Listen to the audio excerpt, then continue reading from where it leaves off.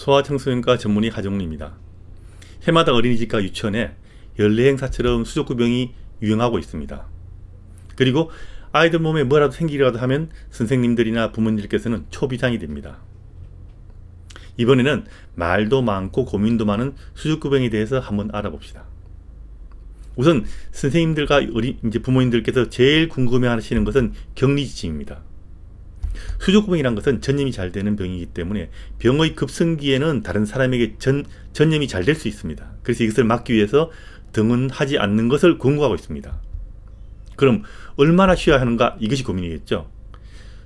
지침은 명확하게 되어 있습니다. 지금 현재 수족구병에 걸리면 열이 내리고 입안의 물집이 다 나을 때까지는 어린이집이나 유치원에 가지 않는 것이 권장되고 있습니다. 전에는 일주일 정도 이야기했지만 이제는 2018년도 우리나라 질병관리본부의 공식적인 수족구병 관리 지침에 열이 내리고 입안의 물집이 나을 때까지라고 명확하게 명기가 되어 있습니다.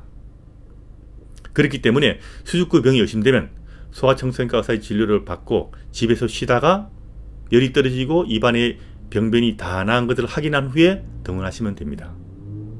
간혹 완치되었다는 소견서를 원하시는 분들도 있는데 수족구병은 열이 떨어지고 입안에 물집이 다 잡히고 좋아진 것 같아서 등원한 후에도 수주일간 전염이 될 수 있기 때문에 완치란 말을 사용하지 않습니다. 드물지만 시간이 지날수록 그리고 전염의 가능성이 떨어지긴 하지만 길게는 한 3개월까지도 바이러스가 배출되기도 합니다.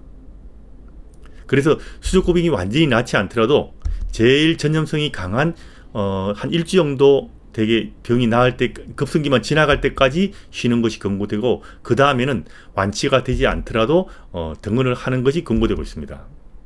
만일 완치가 돼야만 등원할 수 있다면 전염이 가능한 2-3달 동안 어린이집을 쉬어야 되기도 하고 그러면 유치원 자체가 문을 닫아야 될 겁니다. 그래서 그런 것들은 일반적으로 권고되지 않는 것입니다. 그래서 완치 소견서라는 것을 발급받기를 원하시는 분은 있는데 이런 것은 발급하는 자체가 불가능하다는 것을 미리 알아두십시오.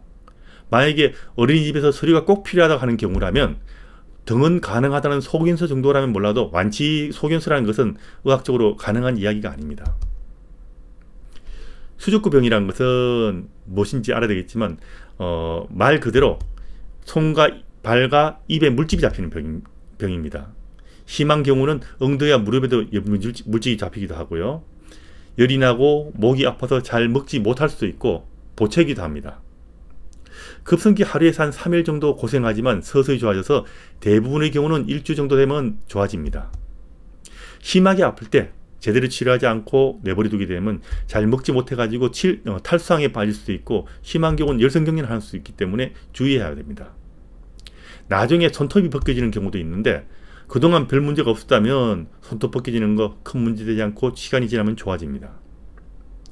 수족구 비슷한 병이 몇 가지 있기 때문에 손과 몸에 물집이 잡힌 경우는 소아청소년과 의사의 진료를 받고 수족구 병인지를 확인하는 것이 중요합니다. 일반적으로 수족구병은 검사를 하지 않고 의사가 눈으로 보고 진단을 붙입니다. 수족구병은 바이러스가 원인이므로 완치되는 약은 없습니다.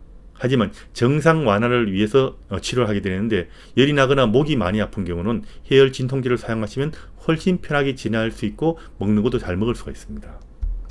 잘 먹지 못하는 경우 탈수가 심해지는 경우에 문제가 될 수 있는데 탈수가 심한 경우는 수액 같은 걸 맞기도 합니다. 대부분의 수족구병은 큰 문제 없이 좋아집니다. 하지만 드물게 뇌와 심장에 문제를 일으키는 경우도 있기 때문에 주의해야 됩니다. 특히 몸에 발진이 많이 생기거나 나중에 손톱이 벗겨지는 그런 수족구병이 도는 경우는 더 주의하는 것이 좋습니다. 합병증 일으키는 수족구 타입이 돌고 있을 수 있으니까요. 수족구병에 걸린 아이가 두통이 심하거나 구토를 하거나 기운이 많이 없어 보이거나 의식이 흐려지거나 심장 박동이 빨라지는 경우는 합병증의 위험성이 있기 때문에 바로 다시 소아청소년과 의사의 진료를 받는 것이 중요합니다. 수족구병이란 것은 엔테로바이러스라는 장감 바이러스가 일으키는 병인데 현재로서는 예방접종이 없습니다. 감기와 마찬가지로 호흡기로 전염되고요. 대변으로도 전염되기 때문에 기침하는 경우는 입을 가리고 기침하고 침이나 대변으로 감염을 일으킬 수 있기 때문에 손을 잘 씻고 기구 소독을 제대로 해야 됩니다. 소독제를 사용해서. 이 중에서 제일 손 씻고 중요하게 할 수 있는 것이 손을 30초 이상 자주 씻는 것입니다. 수족구병이 돈다고 너무 걱정하지 마시고 손과 발에 물집이 잡히거나 열이 나거나 목이 많이 아픈 경우는 바로 소아청소년과의 진료를 받으시는 것이 좋습니다. 수족구병인 것이 확인된 경우 집에서 쉬다가 열이 떨어지고 입안이 물집이 나은 것을 확인한 후에 등하시면 됩니다. 대개는 큰 문제가 없지만 간혹 뇌나 심장을 침범하는 경우도 있기 때문에 주의하긴 해야 됩니다. 또 하나 주의할 것은 신생아가 수족구병에 걸리면 곤란하므로 출산이 임박한 임산부 같은 경우는요, 수족구 환자와 접촉하지 않도록 주의해야 됩니다. 특히 유치원이나 어린이집 선생님들 중에서 출산이 임박한 분들은 수족구 환자와 접촉하지 않게 주의하는 것이 중요합니다.